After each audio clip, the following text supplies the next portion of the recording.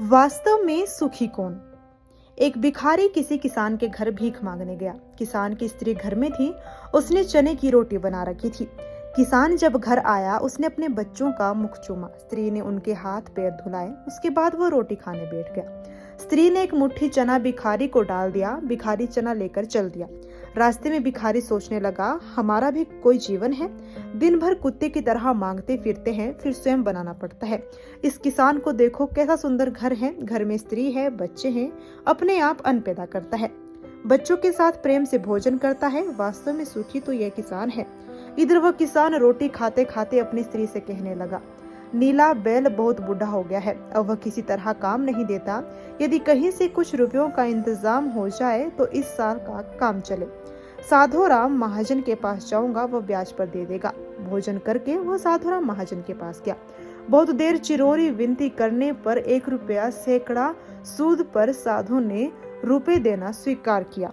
एक लोहे की तिजोरी में से साधु राम ने एक थैली निकाली और गिनकर रुपए किसान को दे दिए।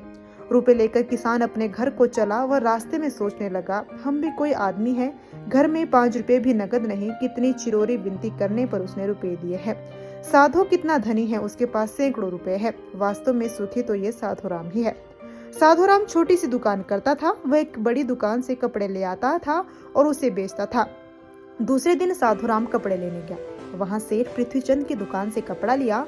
वो वहां बैठा ही था कि इतनी देर में कई तार आए। कोई बम्बई का था तो कोई कलकत्ता का। किसी में लिखा था 5 लाख मुनाफा हुआ, किसी में 1 लाख का। साधु महाजन ये सब देखता रहा। कपड़ा लेकर वह चला आया। रास्ते में सोचने लगा, हम भी कोई आदमी है। 100-200 जुड़ गए, महाजन कहलाने लगे। पृथ्वीचंद कैसे हैं, एक दिन में लाखों का फायदा। वास्तव में सुखी तो ये है। उधर पृथ्वीचंद बैठा ही था कि इतने ही में तार आया कि 5 लाख का घाटा हुआ। वह बड़ी चिंता में था कि नौकर ने कहा, आज लाट साहब की राय बहादुर सेठ के यहाँ दावत है, आपको जाना है, मोटर तैयार है। पृथ्वीचंद मोटर पर चढ़कर राय बहादुर की कोठी पर चला गया। वहाँ सोने की चांदी की कुर्सियां पड़ी थी। राय बहादुर जी से क्लस्टर कमिश्नर हाथ मिला रहे थे। बड़े बड़े सेठ खड़े थे। वहाँ पृथ्वीचंद सेठ को कौन पूछता, वे भी कुर्सी पर जाकर बैठ गया। लाट साहब आए, राय बहादुर से हाथ मिलाया, उनके साथ चाय पी और चले गए। पृथ्वीचंद अपनी मोटर में लौट रहे थे। रास्ते में सोचते आते हैं, हम भी कोई सेठ है। 5 लाख के घाटे से ही घबरा गए।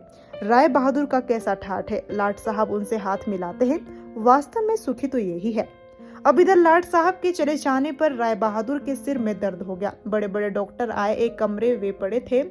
कई तार घाटे में एक साथ आ गए थे। उनकी भी चिंता थी। कारोबार की भी बात याद आ गई। वे चिंता में पड़े थे। तभी खिड़की से उन्होंने झांक कर नीचे देखा।